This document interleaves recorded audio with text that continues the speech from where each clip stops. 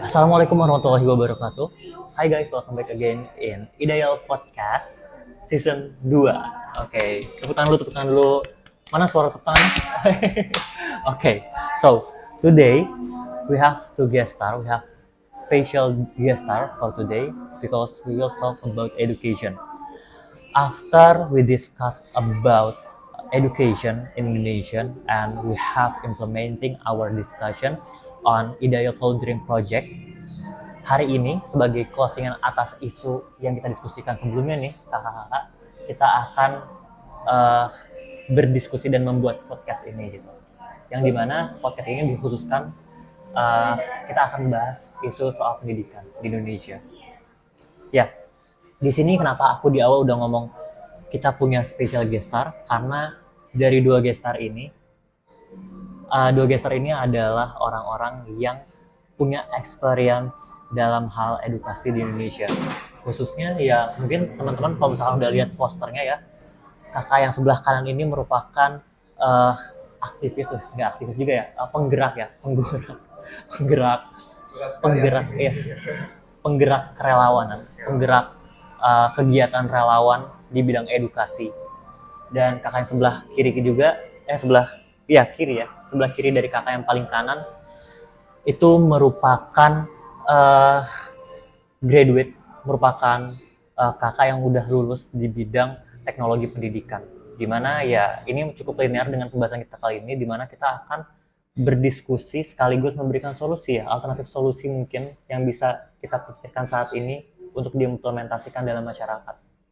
Oke, kalau gitu karena aku dari tadi ngomongnya cuma kakak dan abang aja nih yang sebelah kanan aku, boleh dong perkenalan diri dulu bang. Dari yang paling kanan, habis itu kita lanjut ke kakak yang tengah ini. Oke. Boleh dipegang Mbak Demi? Boleh banget. Ya, perkenalkan saya Muhammad Fauzi. Saat ini saya lagi aktif memimpin komunitas pendidikan anak prasejahtera. Boleh dikasih tahu nggak bang, apa tuh komunitasnya? Untuk komunitasnya, kita komunitas dalam Wisdom yang fokus pada pendidikan anak di daerah Kampung Dao, Jakarta Utara, Mangga 2. Oke, selain itu Bang Fauzi pernah ikut kegiatan relawan juga nggak di luar dari komunitas yang saat ini abang lagi handle gitu sebagai ketua? Sebenarnya sih saya aktif di organisasi atau komunitas yang berfokus pada sosial kemasyarakatan sih. Ya memang fokusnya itu ke kegiatan-kegiatan yang berdampak bagi warga dan lingkungan aja. Tapi sekarang adalah saya memimpin sesuatu yang berbeda gitu. Melakukan hal yang beda, yaitu fokus ke pendidikan anak. Oke, next. Boleh perkenalan diri mbaknya yang sangat wow, Masya Allah, tabarakallah ya, karena menggunakan kebaya merah teman-teman. Oke, boleh perkenalan diri mbak. Ya, halo semua. Perkenalkan, nama aku Tri Febriani, biasa dipanggil Febi. Aku salah satu alumni ya, mungkin bisa dibilang graduate di bidang benar tadi teknologi pendidikan, di mana teknologi pendidikan definisi singkatnya adalah bagaimana cara kita memanusiakan manusia. Damn. Ya. Dalam banget ya, lewat ya bisa lewat pendidikan. Kalau di kami teknologi pendidikan berarti bagaimana kita bisa mengkondisikan sebuah pembelajaran yang efektif gitu dari sumber daya yang ada gitu. Dari teknologi yang sangat high end sampai dari teknologi sederhana, bahkan dari sekedar kertas atau pulpen, itu yang kita diajari. Ya. Oke. Karena kita lagi ngebahas soal pendidikan, boleh dipegang dulu, nanti oper-operan aja ya, karena kita cuma punya 2 mic teman-teman. Kalau misalkan ada brand mic pengen masuk, boleh banget, nggak bercanda teman-teman. Di sini kita non profit ya, karena kita berfokus pada hal yang kontroversial, jadi kita nggak boleh memihak, ya kan? Nah, kita kan ideal, dialektikal, pasti akan ada kontroversi di situ, akan ada kontradiksi di dalamnya. Begitu. Paham tuh? Paham. Alhamdulillah. Oke. Lanjut. Karena kita ngebahas soal pendidikan, di sini aku pengen tanya-tanya nih ke dua kakak ini. Kita biasanya kalau di Ideal itu ngebahas setiap hal dari hal yang fundamental gitu, dari definisi dulu. Oke, pemahaman kakak berdua ini tentang definisi dari pendidikan.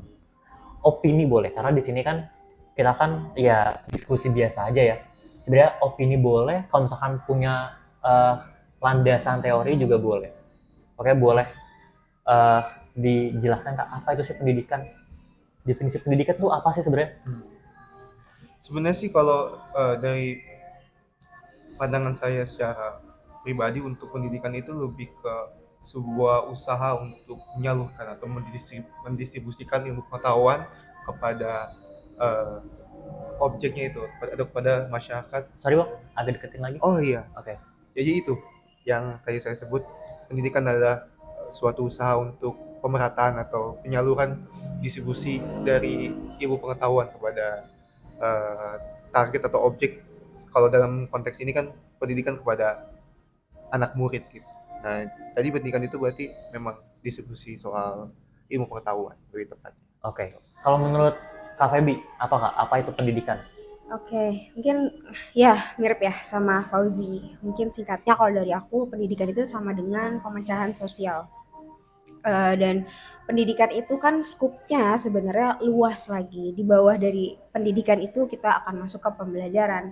Dan di pembelajaran itu kita akan menemui lagi akar paling intinya itu satu kata, belajar. Nah, itu sih paling definisinya tentang pendidikan dari aku. Karena kalau pemahaman dari aku sendiri, aku tuh nganggap pendidikan itu adalah tools, alat, alat untuk merubah manusia, membebaskan manusia. Kenapa begitu? Karena kalau menurut aku, secara alamiah manusia itu kan terbentuk dalam lingkungan yang homogen gitu ya. Maksudnya kayak dalam lingkungan yang berkumpul gitu. Dan biasanya akan ada leader di situ, dan setiap ada leader pasti akan terbentuk sistem sosial di situ. Akan ada strata di situ, akan ada hierarki di situ. Nah, tujuan dari pendidikan adalah untuk memecah itu agar tidak ada terjadi untuk adanya kemerdekaan atas setiap individu gitu, agar tidak ada hierarki, tidak ada strata sosial di dalamnya.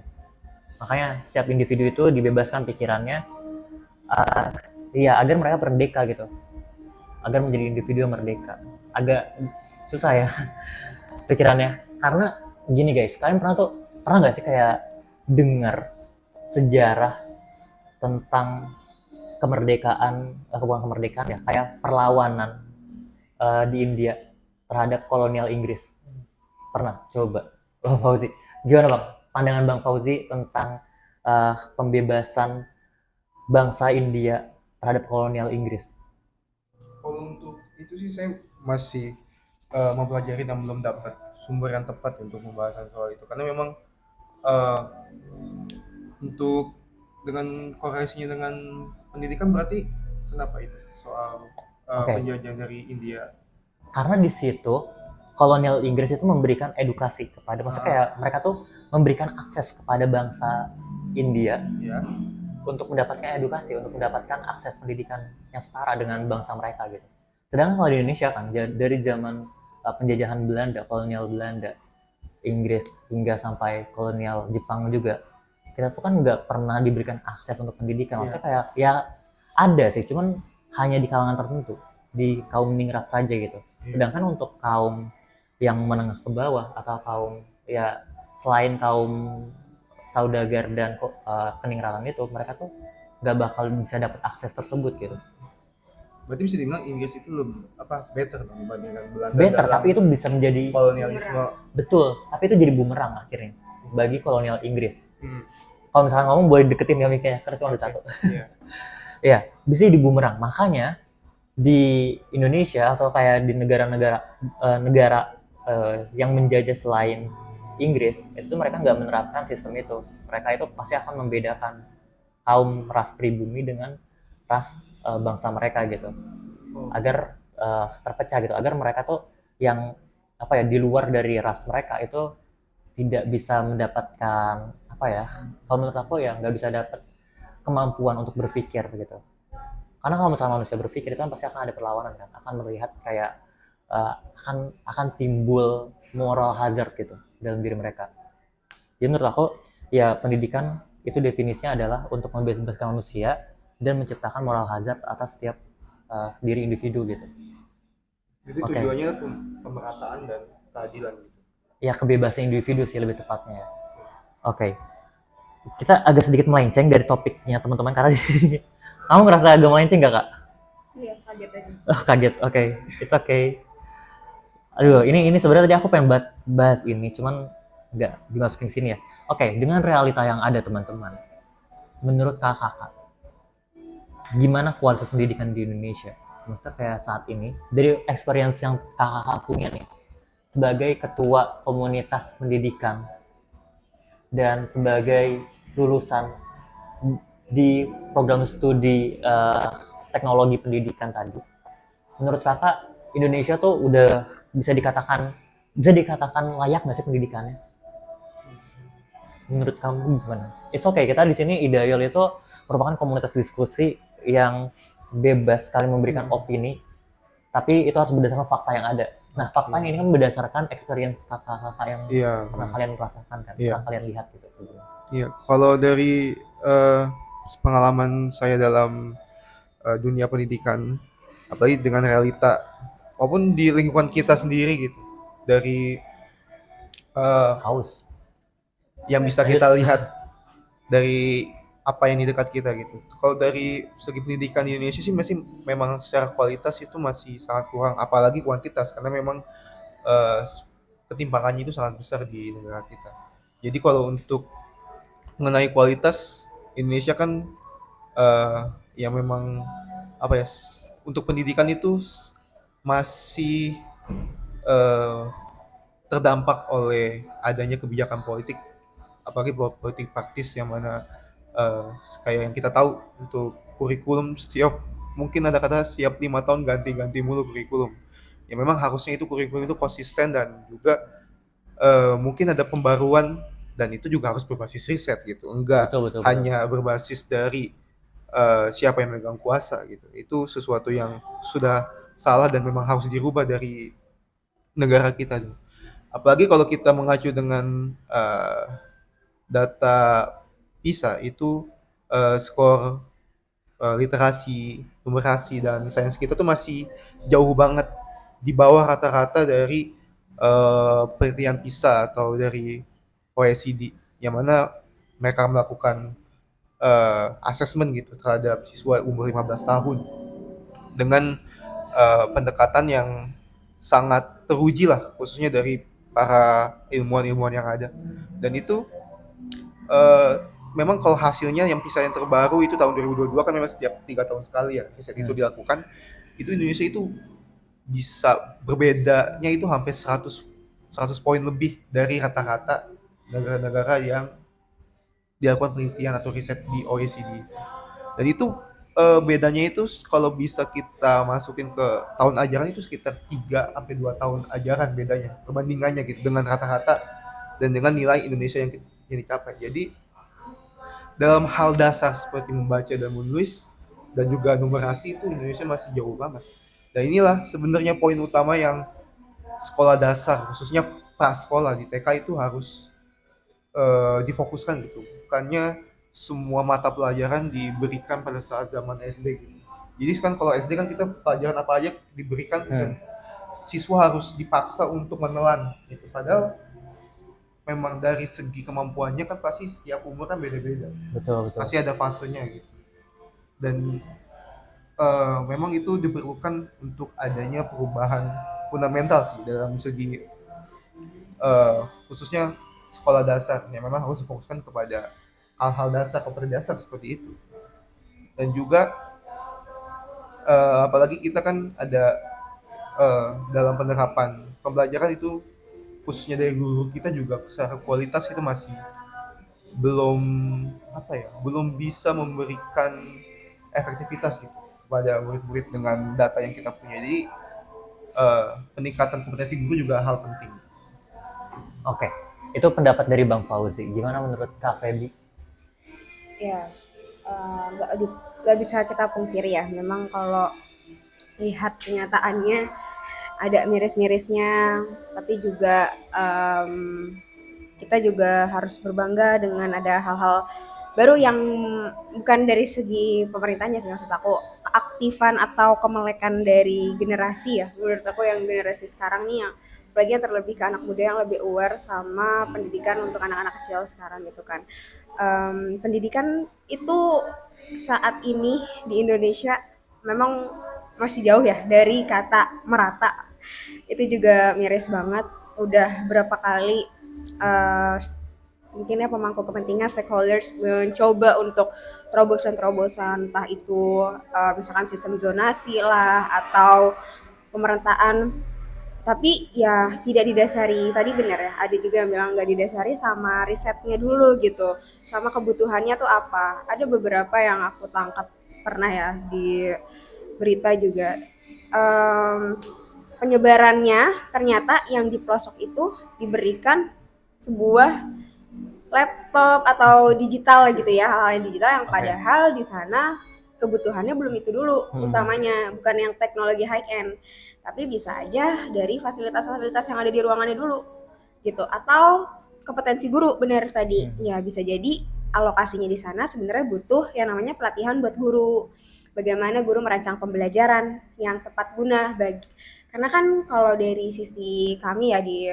teknologi pendidikan itu kan diajarkan bagaimana kita tuh merancang sebuah pembelajaran, entah itu berupa kurikulum, silabus gitu ya, yang didasari sama hal-hal yang paling utamanya itu adalah condition. Jadi ada satu rumusan yang biasa kita pakai itu, kita salah satunya itu rumus ABC, ABCD biasanya sih. Ya, di poin C sama D-nya itu adalah condition dan juga degree. Jadi kita di C-nya itu condition, kita harus tahu dulu lingkungan di sekitar kita itu seperti apa kayak gitu. Terus juga degree-nya, orang-orang di sana tuh kualitasnya, maksudnya udah capain tuh sampai mana sih kemampuannya. Nah, dari faktor itu aja kita nanti juga bisa menentukan intervensi apa sih yang lebih tepat. Aku pernah waktu itu ya, aku pikir semua yang berbau teknologi itu akan bagus kalau diterapin. Ternyata aku salah. Aku pernah di situ. Aku pernah waktu itu kayak dibalikin sama dosenku. Jadi aku waktu itu bikin tugas itu kayak project gitu kan ya. Di sini poinnya dia, aku kayak merasa senang dan bangga sama hasil tugasku, karena aku merasa waktu itu kalau nggak salah aku ingat anak kecil itu usia TK kayaknya asik nih kalau dikasih pakai intervensi tuh media AR. Waktu itu aku lagi senang-senang banget ngulik AR. Itu baru AR, belum VR ya? Belum, itu AR-nya. Okay. Gitu kan. Nah, aku presentasikan lah gitu. Ini pakai di digital. Walaupun aku tetap di situ kasih notes untuk dipandu sama orang tua atau gurunya kayak gitu kan. Tapi dibalikin lagi dengan alasan ya coba deh kamu lihat dulu itu anak kecil usia berapa. Terus kalau mau membuat sesuatu itu bukan dari satu aspek aja yang perlu dilihat dan diketahui. Misalkan oke, bagus kalau kamu pengen anak itu lebih melek sama teknologi, dapatlah poinnya bisa. Atau kalau kamu pengen anak itu ngerti huruf ya, mungkin jadi lebih menarik, karena aku juga mempelajari sama aesthetic experience kalau nggak salah itu. Jadi bagaimana tuh kita membuat sebuah media itu tuh lebih menarik, eye-catchy lah kalau di anak-anak. Tapi ada aspek lagi yang lebih penting selain yang tadi itu, misalkan dari segi kesehatan. Gimana kalau nanti si anak itu jadi capek matanya? Gimana kalau nanti si anak itu jadi kecanduan? Gara-gara itu, maksudnya konteksnya ke HP-nya ya, walaupun mungkin isinya bagus, tapi kan tetap aja ke masalah kesehatan itu juga harus dipertimbangkan.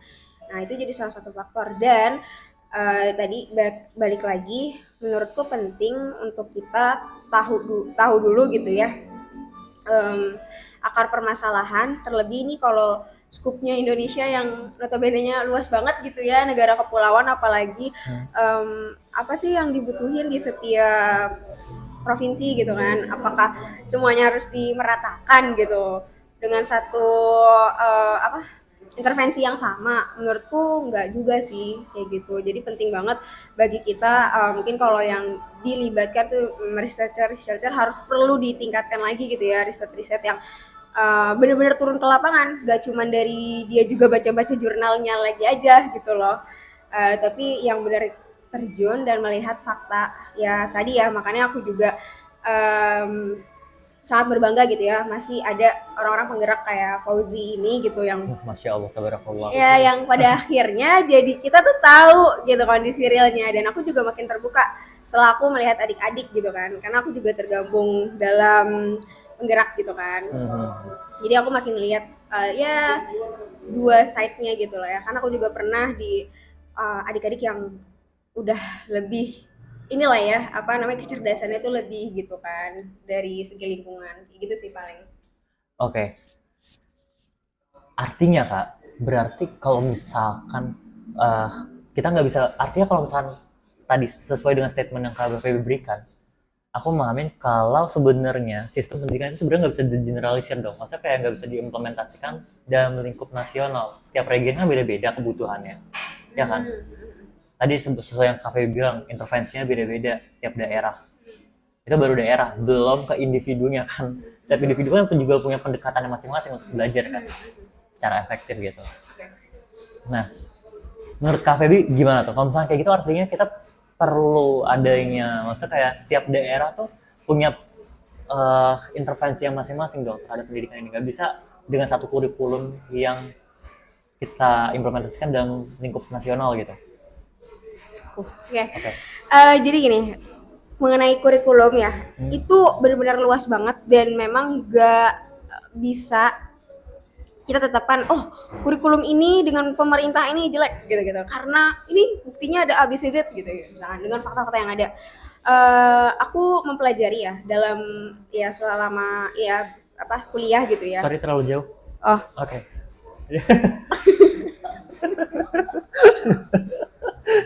Oke, back to serius guys. lanjut. jadi aku mempelajari gitu ya pas masa kuliah. Pernah juga aku muncul pertanyaan ini sih di benakku waktu itu. Jadi aku utarakan juga ke dosenku. Dan dia bilang, sebenarnya kalau untuk kurikulum itu memang kita nggak bisa ngejudge kurikulum itu salah atau enggak dalam kurung waktu itu di bawah 5 tahun atau 3 tahun ya, aku lupa pastinya ya. Jadi intinya memang implementasi kurikulum itu akan berdampak itu pasti tahunan. Gak bisa kita baru 6 bulan ditetapkan terus kita udah ngejudge wah ini jelek gitu, itu susah, gak bisa, apalagi kita skupnya kalau diterapin secara nasional gitu kan. Dan pernah ada waktu itu, nah Gak usah sensihan, itu kan ngurusin arti. enggak, maksudnya berisik ya. Oh enggak apa-apa, it's okay. Ini kan pakai mic guys. Okay. Jadi waktu itu pernah aku tuh nanya kan, dan dijawabnya itu kalau nggak salah yang tentang dicontoh ini kayak kurikulum merdeka. Kalau kalian tahu kurikulum merdeka itu, tadi kan Gavril nanya ya, oh emang harus beda, kalau bisa berarti enaknya tuh beda-beda dong kurikulum setiap daerah gitu. Nah sebenarnya di salah satu kurikulum merdeka yang sempat pernah aku baca gitu ya, dia tuh diterapkannya oke, satu dari nasional udah ada nih, tapi kita ada keleluasaan untuk bisa apa ya, menyesuaikan dengan daerahnya masing-masing, karena kan di dalam kurikulumnya setiap daerah itu, sekolah misalkan ya, itu kan ada muloknya, muatan lokalnya. Nah di muatan lokalnya itu kita bisa tahu loh, maksudnya kita bisa nyesuaiin juga di situ intervensi yang mau kita atau pelajaran apa yang bisa kita masukin gitu kan di sana. Terus kalau nggak salah satu inisiasinya itu adalah guru penggerak di kurikulum merdeka, kalau kalian pernah dengar. Jadi guru penggerak itu adalah calon-calon guru nih yang memang difokuskan untuk memberikan inisiasi atau inovasi gitu loh di setiap daerah-daerahnya. Nah nanti jadi nanti setiap daerah yang punya guru-guru penggerak ini nanti ada sekolah penggerak lagi. Nah nanti sekolah penggerak ini jadi kayak sekolah percontohan gitu. Nah ini nih udah efektif nih dipakai, nanti si sekolah itu atau guru itu harus atau ya punya kesempatan untuk meng-share ke di masing-masing wilayahnya, yang sekolah-sekolahnya yang mungkin belum jadi sekolah penggerak yang kayak gitu jadinya. Nah cuman karena aku sekarang ini belum balik lagi nih sama kependidikan, aku belum tahu kabar terbarunya kayak gimana ya terkait itu. Tapi terakhir sih informasi yang aku dapat kayak gitu. Jadi sebenarnya untuk kurikulum itu yang tadi nggak bisa semata-mata kita judge langsung, karena prosesnya itu panjang banget. Untuk menentukan satu tujuan aja itu tuh kita perlu berbagai macam variabel yang bisa menjudge itu tujuannya. Terus juga kita harus kenal yang namanya capaian pembelajaran apa. Nah capaian pembelajaran itu harus disesuaikan sama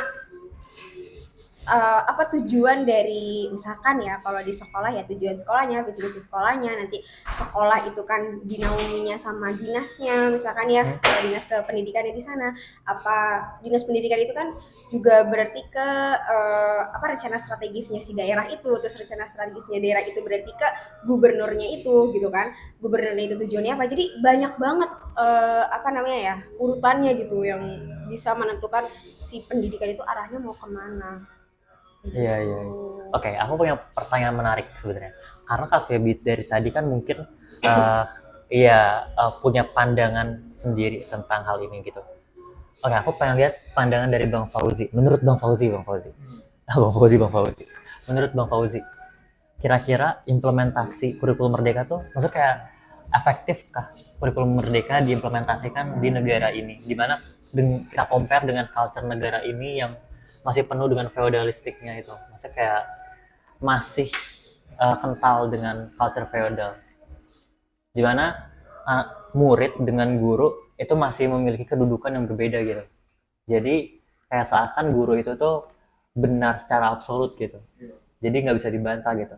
Sedangkan kurikulum seperti itu kan membutuhkan pendekatan yang fleksibel ya. Butuh pendekatan fleksibel maksudnya tuh kayak ya you know lah what I mean kan. Oke, menurut Bang Fauzi, efektif nggak sih kurikulum merdeka itu diimplementasikan Indonesia dengan culture negara kita saat ini gitu? Iya. Kalau menurut saya soal implementasi dari kurikulum merdeka kan ini kan muncul pada saat Menteri Nadiem Makarim Betul. atau udah mulai ada, dan ini bisa dibilang kayak kalau obrolan warkop tuh ini kayak pendidikan Norwegia yang diterapin ke Indonesia gitu. Yang mana itu seperti secara total gitu menerapkannya tanpa ada riset terlebih dahulu. Yang mana kalau untuk Jadi kayak semacam import kurikulum gitu ya Bang? iya, ya kan itu sesuatu yang apa ya? Yang kebijakan yang diambil tanpa dasar yang jelas gitu. Karena kan ini kalau kita lihat prosesnya itu suatu kayak seorang pemimpin terpilih, dia langsung menerapkan apa yang dia pikirkannya gitu tanpa adanya penelitian terlebih lanjut. Itu sesuatu yang salah langkah yang memang kita harus tahu realitanya gitu. Harus tahu dulu bagaimana keadaannya. Apalagi kalau dalam penerapannya dalam keadaan apa ya di pendidikan kita yang masih feodal, khususnya dari perbedaan antara guru dan murid gitu. Yang itu juga memang sulit untuk menerapkannya gitu. Di antara kayak seorang guru yang mana masih metode yang sama kita secara bertahun-tahun gitu, di mana guru mengajar, menyampaikan materi kepada murid-murid, mendengarkan dan menerima saja gitu. Dan itu juga belum tentu benar kan apa yang disampaikan oleh guru. Apalagi kalau gurunya itu tidak mempunyai kompetensi yang memadai. Itu kan sangat bertolak belakang gitu dengan sistem kurikulum merdeka yang lebih yang sesuai namanya merdeka gitu, kayak mempunyai kebebasan gitu untuk bisa berkreativitas atau mempelajari secara secara bebas gitu dalam metode pembelajaran ataupun dari segi-segi materinya gitu.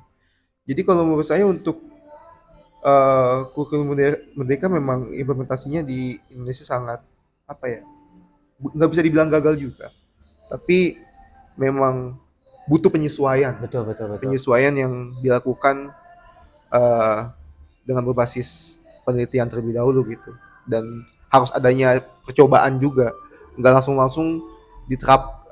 punya ide ini mereka langsung diterapkan gitu, pasti harus ada trial and errornya gitu untuk penyesuaian di Indonesia, harusnya seperti itu. Karena kalau misalkan gak diterapkan pun masa kayak kita nungguin culture kita sesuai dengan kurikulum yang kita inginkan gitu, itu pasti akan susah ya, kayak akan lama juga. Akan lama, bahkan nggak akan kapan diimplementasinya kalau kayak Justru gitu. pendidikan itu yang merubah culture harusnya ya. Iya. Nah, makanya ini mau gak mau harus diterapkan ya kayak. Oke, boleh dikasih mic-nya. Kayaknya boleh ngomong Mbak. Banyak. Iya, sebenarnya itu sih aku juga kita perlu mantau lagi ya. Menurutku yang tadi aku bilang tuh itu salah satu intervensi yang dengan kayak tadi tuh yang inovasi-inovasi dari kurikulum gitu kan. Nah, memang nggak langsung semata-mata oke, semua langsung terapin di kurikulum merdeka, enggak kan. Semua tuh setahu aku ada transisinya dulu. Dia nggak semua sekolah tuh langsung nerapin juga. Dan makanya kenapa ada si sekolah penggerak sama kayak guru penggerak itu, yaitu buat ngelihat dulu risetnya. Nah itu yang jadi kunci juga, seberapa jauh dan efektif juga si sekolah penggerak sama si guru penggerak ini gitu berjalannya, ya kan. Tapi ini juga variabel itu juga nggak menentukan. Misalkan ya, memang sumber daya dari si sekolah itu atau gurunya itu memang ada, tapi bagaimana dengan yang mungkin di sekitaran sana, kota-kota itu pasti nanti akan beda lagi nih. Nah, makanya yang faktor pentingnya itu adalah ya hasil dari si inisiasi inovasi-inovasinya itu harus dilihat lagi seberapa efektifnya udah berjalan. Dan pasti di setiap unit gitu ya, sekolah-sekolah sampai ke daerah-daerah itu tuh pasti beda. Dan bagaimana kita menentukan, yang paling utamanya berarti adalah karena di orang di sana gitu ya, itu adalah pionirnya atau tonggaknya adalah guru, memastikan si kualitas gurunya dulu sih menurut aku. Dan makanya kesejahteraan guru itu penting menurutku, itu juga jadi faktor soalnya. Iya. Oke. Kalau gitu kita back to topic. Tadi kan kita mungkin udah terlalu bablas ya ngomongin soal kuantitas Kak. Kita mungkin terlalu terfokus pada kualitas inovasi-inovasi yang begitu kita ekspektasikan gitu kan ya. Cuman kuantitas Kak, kita ngeliat ketimpangan di mana kayak ya mungkin kalau di Jakarta atau di kota-kota besar kita ngelihat kayak sekolah tuh udah merata ya, kayak setiap orang tuh bisa mendapatkan akses ya. Cuman aku yang mungkin bisa dikatakan cuman ke daerah, maksudnya kayak ke daerah-daerah yang nggak begitu bisa dibilang kota kecil juga dan nggak bisa dibilang daerah terpencil juga, kayak contohnya Surabaya atau Purwokerto gitu, atau kayak di daerah Sidoarjo gitu. Itu tuh kayak aku tuh udah ngeliat gimana ya, kayak wah gila, kacau banget, kayak kerasa banget gitu loh kayak bedanya antara di Indonesia antara di Jakarta dan di daerah-daerah seperti itu. Akses kuantitas dari jumlah sekolah yang ada tuh beda banget gitu. Apalagi aku nggak expect gitu loh, gimana kalau misalnya di daerah-daerah yang benar-benar dibilang terpencil itu gitu. Maksudnya kayak aduh gimana ya, aku bingung pengen bikin pertanyaan apa sebenarnya Kak. Cuman menurut kamu, pandangan kamu tentang isu-isu kuantitas pendidikan di Indonesia tuh gimana Kak? Menurut kamu udah pernah belum sih kayak ke daerah-daerah terpencil atau daerah-daerah selain Jabodetabek, pernah nggak sih? Belum sih kalau. Kalau kamu udah pernah belum Kak? Pengabdian kemana gitu? Belum, aku maksudnya nggak langsung menyentuh ke si peserta didik ya. Dalam konteks ini adalah ada anak sekolah gitu ya, tapi aku pernah ada ya kayak jadi trainernya, tapi itu juga ngajarinnya sebenarnya peserta didik dewasa. Cuman aku melihat dari situ pun ke capture ya, bagaimana cara mereka mengkomunikasikan, mengemukakan pendapatnya. Itu juga kayak jadi kayak aku tahu, oh mungkin karena ada lingkungan juga gitu kan. Tapi ini bias juga sih, tergantung apa, nggak bisa Kita nggak bisa menjustifikasi juga, nggak bisa ngajak membuat itu klaim juga ya. kayak gitu. Jadi perlu, tapi aku juga yakin ada hal yang kayak gitu, karena kan kita juga pasti baca berita dan miris ya kalau lihat berita-berita terutama di daerah-daerah gitu, bagaimana yang kayak anak kecil usia sekolah itu tuh udah pada bertindak yang anarkis mungkin. Iya, terus juga gak usah jauh-jauh deh, sebenarnya aku yang paling melekat adalah aku punya pengalaman sendiri gitu kan, sama orang-orang yang terlibat gitu kan, di mana bagaimana cara dia memandang sesuatu itu tuh ya gak bisa langsung gak melewati proses gitu loh. Jadi apa yang dia sampaikan ya apa yang dia rasakan. Iya, berdasarkan apa yang dia tahu aja, tapi nggak ada riset terlebih dahulu. Dan yang contohnya gimana Kak? Contohnya Kak, mungkin teman-teman di rumah belum sama yang Kakak maksud gitu. Jadi kan aku ada di lingkungan yang pernah bersekolah di lingkungan yang benar-benar ada tindakan anarkisnya kayak gitulah ya, keterlibatan kekerasan kayak gitu, bahkan ntar dinit aja gitu. Oh, it's okay. Kayak misalkan bawa senjata kayak gitu. Ya intinya bangun harusnya tujuannya ke sekolah, tapi ternyata pas nyampe di kita pada nyampe nih di sekolah, teman-teman pada nungguin gitu kan, pada kemana, ternyata dibacok gitu kan pagi-pagi. Ya jadi kita balik harus nunggu balik gitu. Terus obrolan mereka pun juga ya udah seputar itu gitu loh. Dan karena lingkungannya terbentuk kayak gitu, jadi mereka akan merasa keren di situ. Iya, iya. Nah aku kan orang luar ya kan, maksudnya yang nggak awalnya tuh nggak tercemplung di situ gitu loh, nggak yang langsung ada di Kobangan itu misalkan kayak gitu ya. Jadi aku tahu POV dari yang lain, sedangkan teman-teman aku yang ini ya dia berkecimpungnya di situ, kenalnya di situ. Dari orang yang gede pun alumni seniornya pun di situ gitu kan, mengintervensinya mereka tuh kayak gitu. Jadi ya udah, pemikiran mereka tuh sebatas oh gue kalau bertindak A B C Z kayak gini gue keren. Atau bisa dikatakan mereka itu merasa benar gitu dengan tindakan mereka, karena mereka merasa kayak mereka membela kubu mereka gitu kan. Ini agak kasar tapi intinya jadi kan terbentuk tuh pemikiran yang kayak gitu-gitu, itu tuh menentukan banget lingkaran kan jadinya. Jadi kita nggak bisa, susah banget mecahin sih lingkungan. Ini masuknya ke sosial juga sih jadinya gitu kan. Kalau misalkan kita hanya tahu lingkaran tuh cuman di itu doang, lingkaran satu itu misalkan yang warnanya tuh cuma merah kayak gitu, tapi kita nggak tahu nih ternyata ada lingkungan lain, lingkaran lain yang ternyata bisa kita tahu loh skupnya lebih luas lagi. Nah itu yang kita maksud kita generasi kita atau orang-orang nih di Indonesia harus bisa banget nge-aware, menggaungkan lagi gitu ya, menaikkan awareness terhadap hal ya, tersebut. naikin awareness sih aku. Nah itu dia sih, itu sulit karena itu udah terstruktur Kak. Kayak karena setelah podcast ini kita mungkin akan sedikit ada jeda yang ngebahas gender, karena nanti tepat di tanggal 26 atau 29 ya itu akan ada hari pergerakan hak asasi manusia sedunia.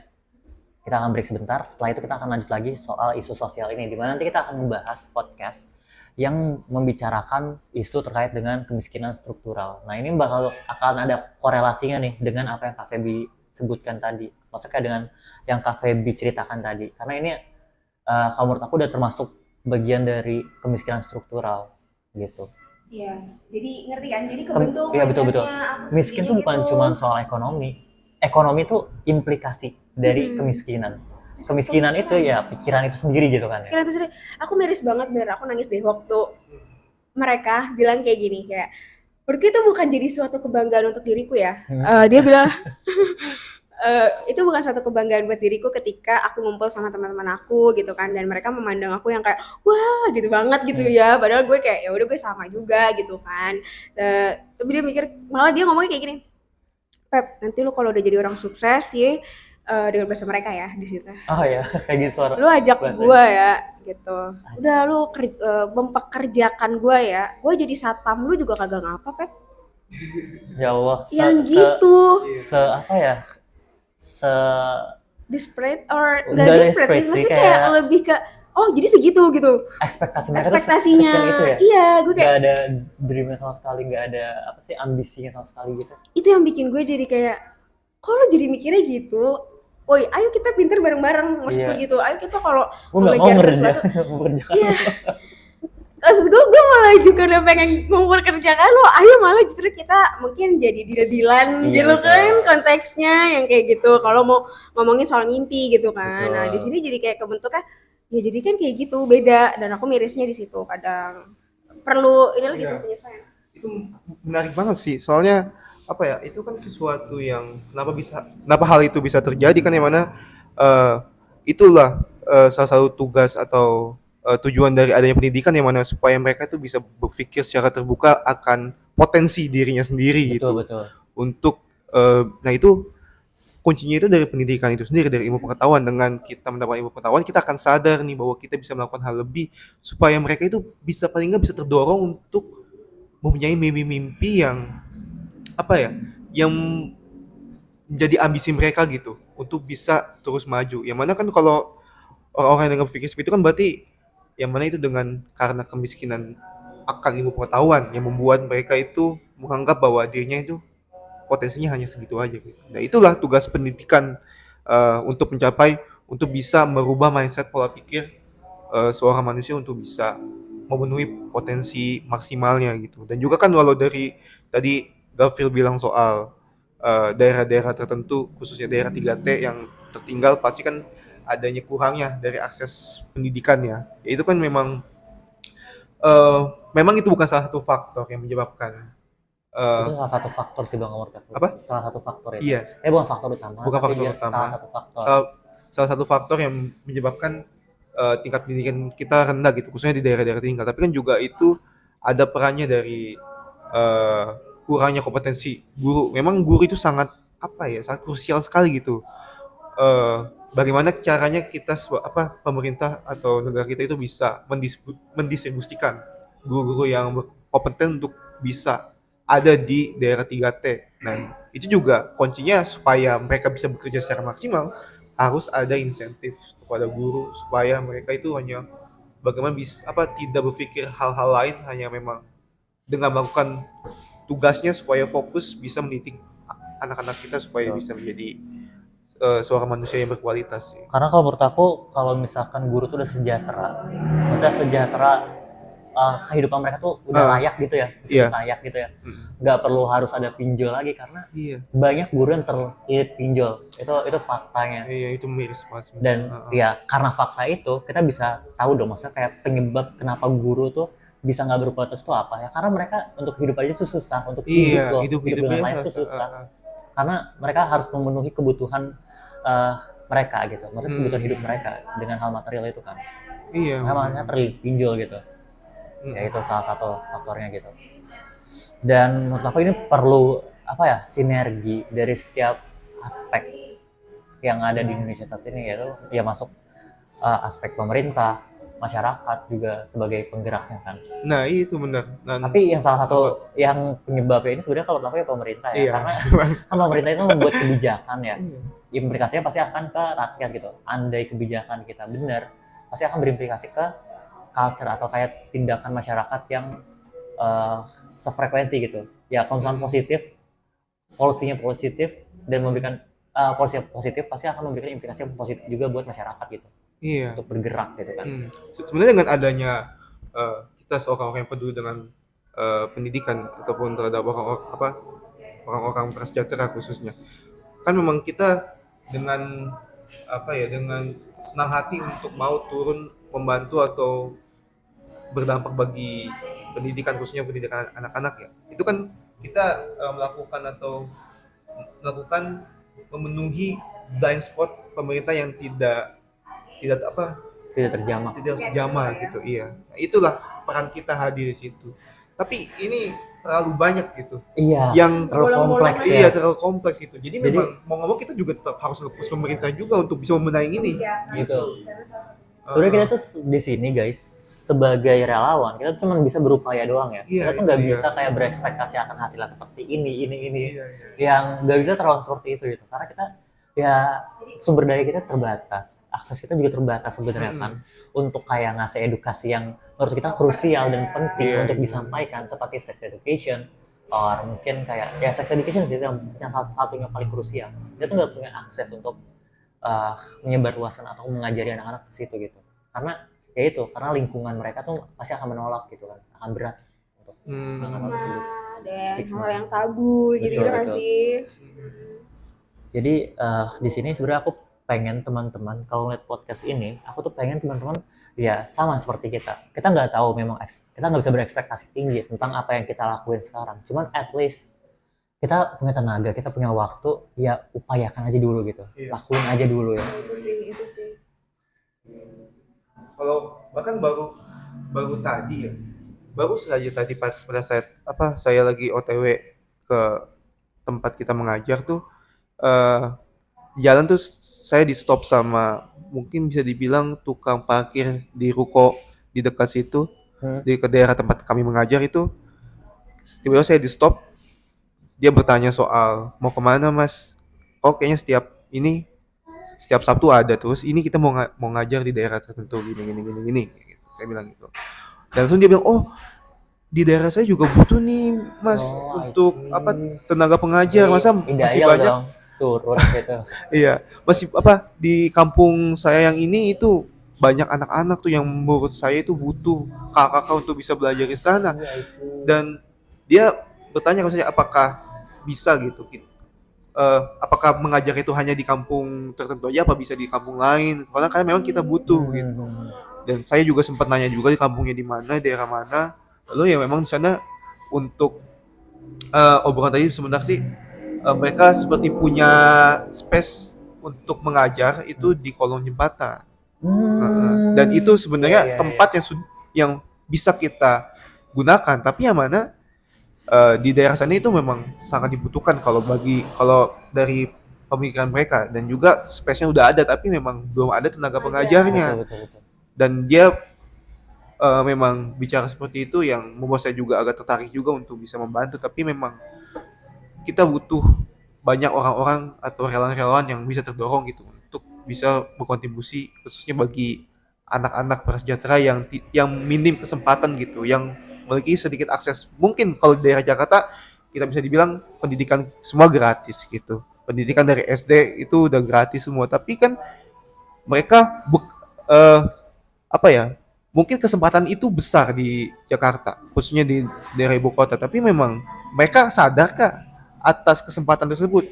Maksudnya orang tuanya ataupun dirinya anak itu bisa nggak memaksimalkan kesempatan tersebut, dan itu butuh dorongan yang itulah tugas kita untuk bisa mendorong mereka supaya mau untuk sekolah, mau untuk belajar, karena memang kesempatannya udah ada kan kalau di Jakarta. Tapi ternyata memang di Jakarta juga masih ada orang-orang yang tidak sekolah, dan itu memang salah satu apa ya, hal yang sangat miris sih, karena di kesempatan yang banyak ini di Jakarta tapi masih ada yang belum bisa sekolah gitu. Nah, maka dari itu teman-teman semua di sini Ideal itu insya Allah kedepannya akan membuat volunteering project juga, dan aku karena tadi sesuai yang Bang Fauzi kasih tahu, aku juga agak sedikit kaget ya karena kita nggak ada briefing sebelumnya soal ini, dan mungkin ini jadi informasi baru buat aku, dimana nanti next project mungkin Ideal akan mencari daerah-daerah tersebut gitu, maksudnya kayak daerah-daerah yang nggak terjamak atau mungkin belum diketahui oleh teman-teman relawan pengajar gitu ya. Oke. Mungkin itu aja untuk pertemuan kita hari ini, karena nanti aku pengen lanjut diskusi sama Bang Fauzi soal yang tadi. Teman-teman jangan lupa subscribe channel Ideal, karena di channel ini kita akan bahas banyak isu sosial, isu politik juga, mungkin nanti akan depannya kita akan bahas juga isu pendidikan, ekologis, dan lain sebagainya macamnya. Jadi jangan lupa like, Comment. And subscribe.